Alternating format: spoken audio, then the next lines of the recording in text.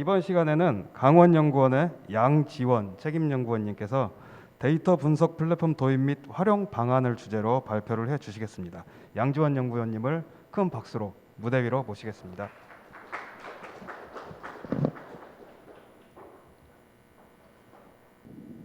네, 안녕하십니까. 강원연구원의 양지원 책임연구원이라고 합니다. 우선 좀 참고해 주셔야 될 사항은 지금 발표 자료로 출력된 것과 여기 공개되어 있는 자료들이 좀 달라서 이런 부분들 좀 화면을 좀 더 참고해 주시면 감사하겠습니다. 네, 우선 이 발표 자료는 제가 작년에 연구원에서 수행했었던 정책 연구 자료를 일부 요약한 것이고요. 제목이 데이터 분석 플랫폼 활용 방안 강원도 사례를 중심으로 여서 조금 오늘 주제랑 좀 상관없지 않나라고 생각을 하실 수가 있는데, 사실은 이 제목의 속뜻은 데이터 분석 플랫폼이라는 구조 안에서 지역 통계 그리고 데이터가 어떻게 하면 지역 정책을 수립하는 데 기여할 수 있는가에 좀 더 방점이 있습니다.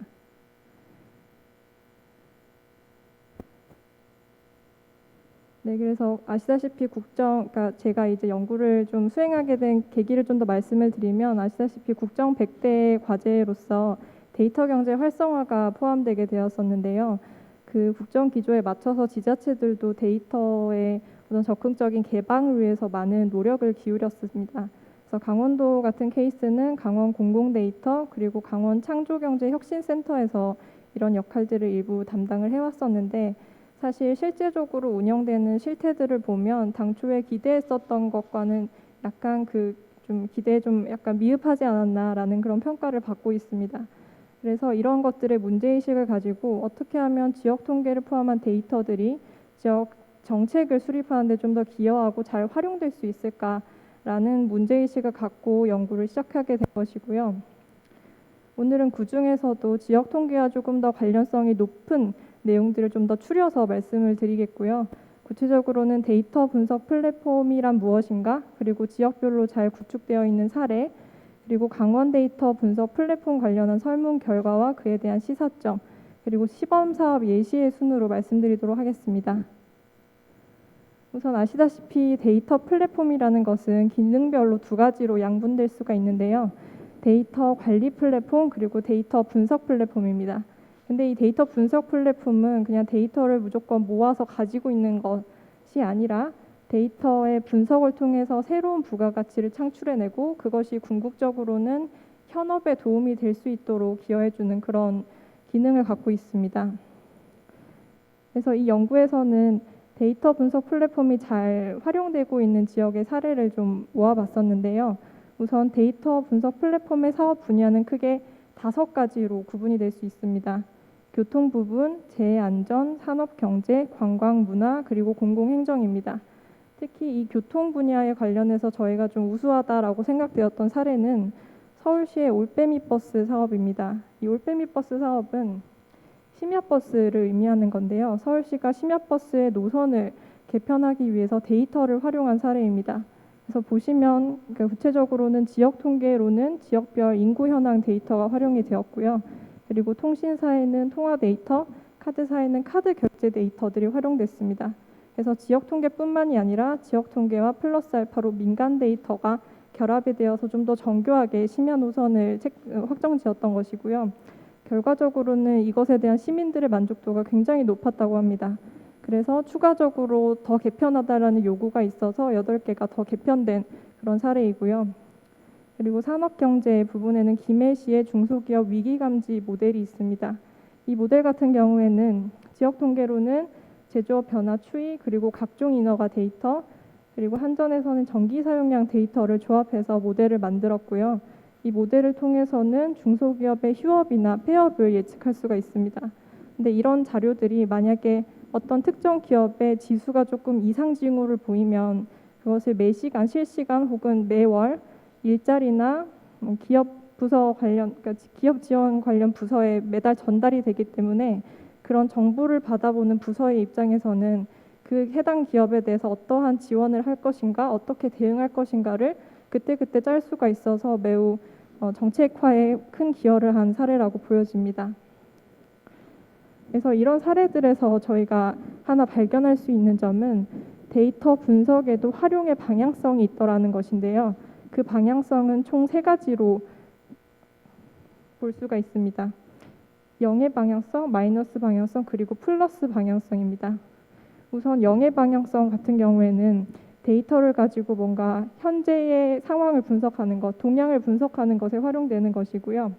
예를 들어서 정책화에 주로 활용되는 것들은 고용 현황 분석, 상권 분석 같은 것들이 해당되겠습니다. 그리고 마이너스적인 활용 방안은 데이터를 갖고 뭔가 예상되는 사회적 비용을 줄이는 데 활용된다든지 예상되는 재난에 대한 현황을 파악하는 데 활용되는 것이고요.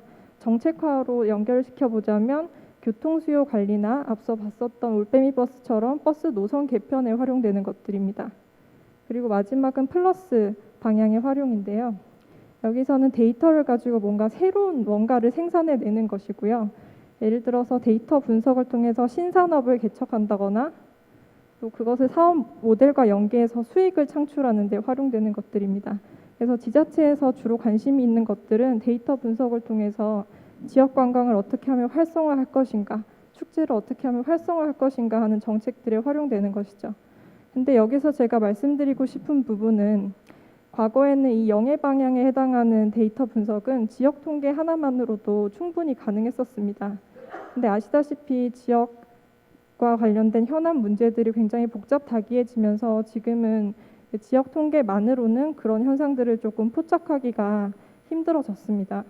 그래서 앞서 살펴봤던 사례들처럼 지역 통계뿐만이 아니라 그 플러스 알파로 민간 데이터를 결합을 하는 것을 통해서 지금의 어떤 사회 문제 그리고 지역의 비즈니스와 관련된 이슈에 대한 인사이트를 얻을 수 있다는 것이고요. 그런 풍부한 데이터들이 시간이 가면서 쌓이면 그것이 자연스럽게 시계열 데이터가 될 것이고 그러면 그런 시계열 데이터를 바탕으로 해서 이제 플러스 방향적인 비로소 예측 분석의 단계로 나아갈 수 있다고 생각을 합니다. 그래서 여기서의 핵심은 첫 번째는 데이터 간의 결합이 중요하다라는 것이고 두 번째는 데이터 활용에도 방향성이 있으니 이것을 기본으로 근거로 해서 단계별로 정책화에 우리가 접근을 해볼 수 있다라는 점입니다. 네, 그래서 이 장에서는 강원도 데이터 분석 플랫폼 관련해서 설문 결과 그리고 시사점 말씀드리도록 하겠습니다. 저희가 우선 그 몇몇 도민분들을 대상으로 기존의 데이터 플랫폼에 대해서 인지하고 계신지 사용해 보신 적이 있는지 여쭤봤는데 대부분의 응답자들이 그렇다라고 응답을 해주셨습니다. 그런데 이게 정작 실무적으로 도움이 됐었느냐 하는 질문에는 보통이었다, 도움이 되지 않았다, 심지어는 전혀 도움이 되지 않았다라고 말씀해 주신 경우도 있었고요. 그러면 앞으로 어떤 부분이 개선이 됐으면 좋겠는가 하는 것에는 데이터 분석 서비스가 있었으면 좋겠다. 그리고 데이터 제공 분야가 다양해졌으면 좋겠다라고 응답을 해주셨습니다. 그리고 만약에 신규로 데이터 분석 플랫폼이 구축이 된다면 어떤 분야를 우선적으로 검토가 되었으면 좋겠냐라는 질문에는 1순위가 산업경제였고요. 2순위가 재해안전이었습니다. 그리고 우선적으로 검토해줬으면 하는 활동에는 원시 데이터가 제공되었으면 좋겠다. 그리고 데이터를 분석할 수 있는 서비스가 있었으면 좋겠다라고 응답을 해주셨습니다.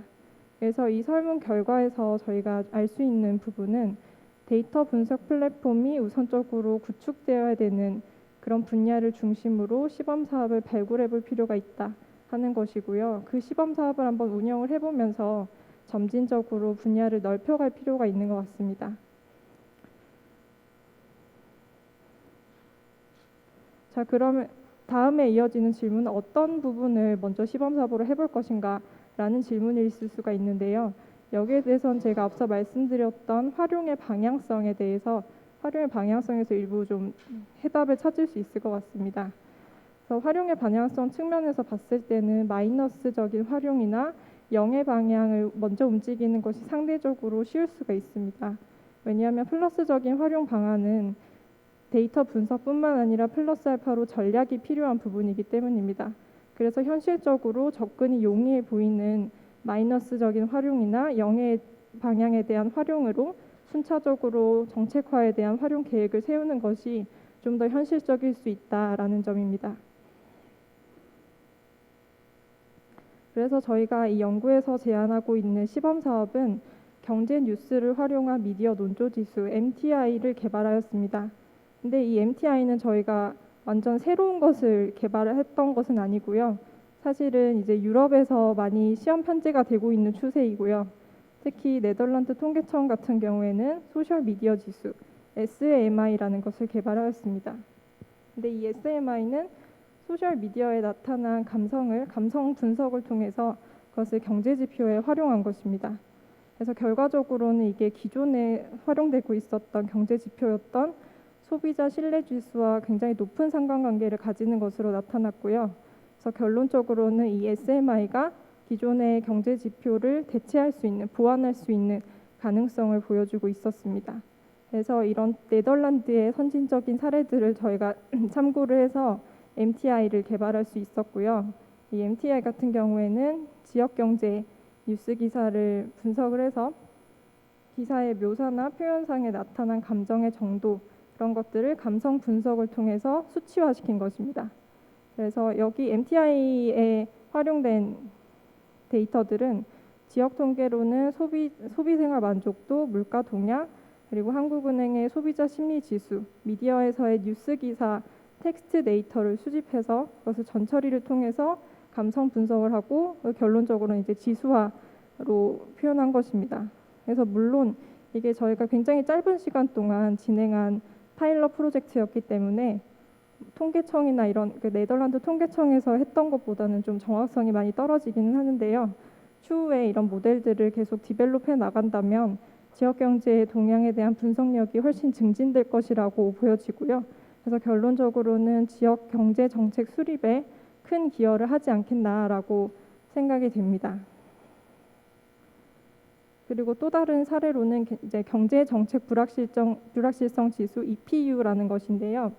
이 EPU는 미국의 노스웨스턴 대학교의 베이커 교수가 개발한 것입니다. 이 EPU 지수는 주요 신문사의 기사를 이용해서 만든 것이고요. 특히나 이제 경제 관련 기사 중에서도 경제, 불확실성, 정책 관련 용어가 포함된 기사의 빈도수를 정기화해서 표현한 지수입니다. 그래서 아무래도 이제 기존의 정태적인 경제 지표들보다는 리얼타임의 데이터를 활용하는 것이기 때문에 아무래도 준실시간 모니터링이 가능하다는 점에서 상당히 장점을 많이 가지고 있는 것 같습니다. 그리고 국내에서는 이제 한국형 EPU를 개발하였는데요. 이 한국형 EPU는 KDI에서 개발한 겁니다. 그래서 KDI에서 개발한 EPU 지수는 한국 실정에 맞게끔 불확실성에 대한 한국어 키워드를 재설정해서 지수로 산출한 것이고요. 이제 그래프상에서 잘 보이지는 않지만 예를 들어서 트럼프 대통령이 당선되었을 때 이벤트, 그리고 일본 수출 규제가 있었을 때 이벤트, 코로나19가 터졌을 때 이벤트별로 어떻게 EPU 지수가 변동되는지를 그래프로 확인하실 수 있습니다. 그래서 이런 자료들은 매월 업데이트가 되는 것이기 때문에 정책 기반자 입장에서는 그때그때 시의성 있는 맞춤형 정책을 수립할 수 있다는 점에서 상당히 고무적인 데이터고 지표인 것 같습니다.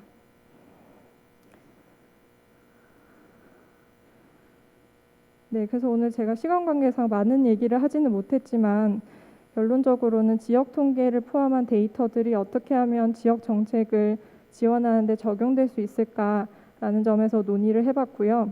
오늘 제가 말씀드린 내용은 4가지 정도로 요약이 될 것 같습니다. 첫 번째는 지역 통계가 가진 잠재력을 깨울 수 있는 방안은 결합에 있다라는 것입니다. 그게 지역 통계와 지역 통계 간의 결합이 될 수도 있겠고요. 지역 통계와 민간 데이터 간의 결합이 될 수도 있습니다. 그런데 여기서의 좀 맹점이라고 하는 것은 그러니까 공공과 민간 데이터를 합치는 것이 정말 쉬운 일이 아닙니다. 왜냐하면 민간 데이터 같은 경우에는 데이터의 도메인, 데이터의 생산자가 다 다르기 때문인데요. 그런 경우에는 좀 현실적으로 서로의 데이터를 공개하고 공유하는 것을 좀 많이 꺼리시는 것 같습니다.